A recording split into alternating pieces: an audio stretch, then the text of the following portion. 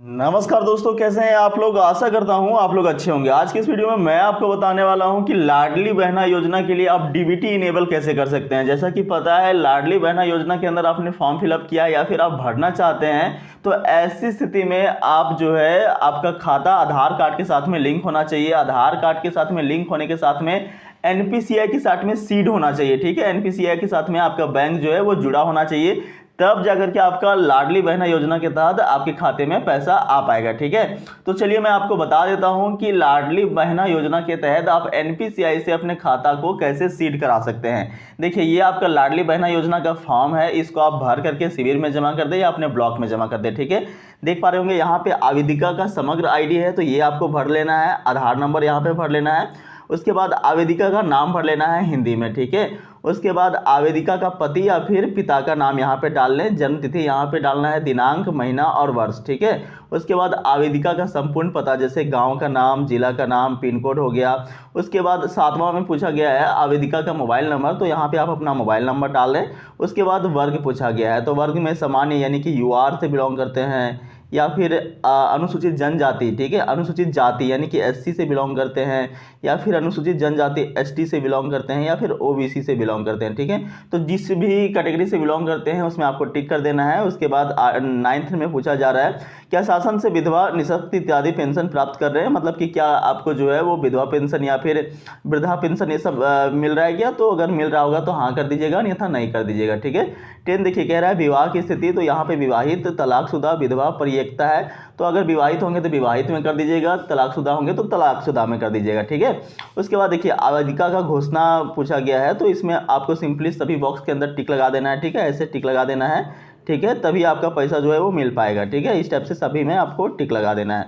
उसके बाद देखिए यहाँ पे आवेदिका का सिग्नेचर बोला गया है। ठीक है, देख पा रहे होंगे आवेदिका का सिग्नेचर यहाँ पे बोला गया है इस जगह पे, तो यहाँ पे आपको सिग्नेचर कर देना है। ठीक है, और नीचे में ये आपका जो देखिए बोला गया है आवेदन पत्र का पावती, तो ये स्लिप है जो आपको आपके ब्लॉक की तरफ से आपको दे दिया जाएगा। ठीक है, या फिर शिविर में जहाँ पे आप जाएंगे वहाँ पे दे दिया जाएगा। रजिस्ट्रेशन नंबर ये सब सारा कुछ भर करके, लेकिन यहाँ पे आपको देखिए कह रहा है कि कंडीशन दे रहा है कि आपका आधार बैंक अकाउंट से लिंक है और आपका बैंक अकाउंट डीबीटी इनेबल है। ठीक है, ये दो कंडीशन दे रहा है। तो भाई डीबीटी इनेबल करने के लिए आपको जो है वो एक फॉर्म फिलअप करना होता है। ठीक है, देखिए कुछ इस टाइप से आपका फॉर्म होता है, मैं आपको दिखाना चाहूँगा। डीबीटी इनेबल करने के लिए यहाँ पे देखिए कह रहा है कि application for linking seeding Aadhaar number and receiving DBT benefits into bank account NPCI mapping. ठीक है, ये फॉर्म को आपको गूगल से डाउनलोड कर लेना होगा। ये फॉर्म आपको आपके बैंक में भी मिल जाएगा। ठीक है, हालांकि अगर बैंक में नहीं मिलता है तो इसका लिंक मैंने डिस्क्रिप्शन बॉक्स में दे दिया है, आप जो है इसे डाउनलोड कर सकते हैं और अपना खाता को डीबीटी इनेबल करवा सकते हैं। देख सकते हैं आपका यहाँ पे ये जो, अगर गौर कर पा रहे होंगे दोस्तों कि यहाँ पे कह रहा है कि आपका आधार जो है वो बैंक अकाउंट में लिंक होना चाहिए और डीबीटी इनेबल होना चाहिए। दोनों कंडीशन को फुलफिल करने के लिए ये फॉर्म को भरना आपको महत्वपूर्ण हो जाता है। ठीक है, जब तक इस फॉर्म को आप फिलअप नहीं करेंगे आपका आधार कार्ड जो है वो बैंक के साथ में लिंक नहीं होगा और डीबीटी इनेबल नहीं होगा। ठीक है, और जब डीबीटी इनेबल नहीं होगा तो फिर आपके खाते में लाडली बहना योजना की तरफ से पैसा जो आना है वो नहीं आ पाएगा। ठीक है, अब इस फॉर्म को कैसे भरना है मैं आपको बता देता हूँ। देखिए यहाँ पे सबसे पहले तो आप डेट डाल दें। देखिए यहाँ पे डेट लिखा हुआ है, तो इस स्थान पे आपको डेट डाल देना है। ठीक है, डेट डालने के बाद देखिए यहाँ पे कह रहा है कि द ब्रांच मैनेजर। ठीक है, तो यहाँ पे अपना ब्रांच का नाम लिख देना है। ठीक है, जो भी आपका ब्रांच होगा वो पासबुक के अंदर मेंशन होता है, तो वो आप देख के लिख लें। उसके बाद बैंक का नाम लिख देना है, जो भी बैंक होगा, मान लीजिए कैनरा बैंक है, बैंक ऑफ इंडिया है, स्टेट बैंक ऑफ इंडिया है, तो जो भी बैंक है वो बैंक का नाम लिख दें।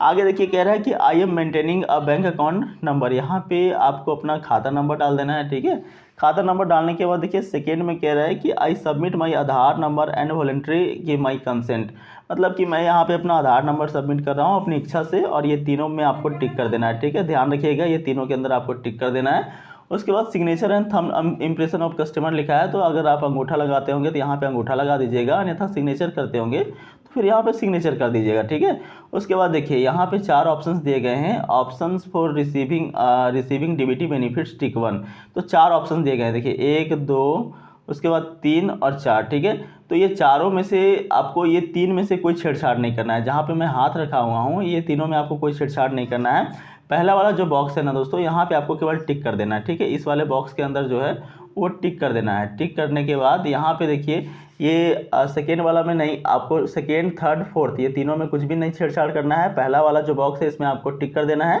और यहाँ पे आपको अपना अकाउंट नंबर डाल देना है। ठीक है, ध्यान रखिएगा, आपको यहाँ पे अपना अकाउंट नंबर डाल देना है। ठीक है, उसके बाद देखिए, उसके बाद आपसे जो है यहाँ पे कह रहा है नेम।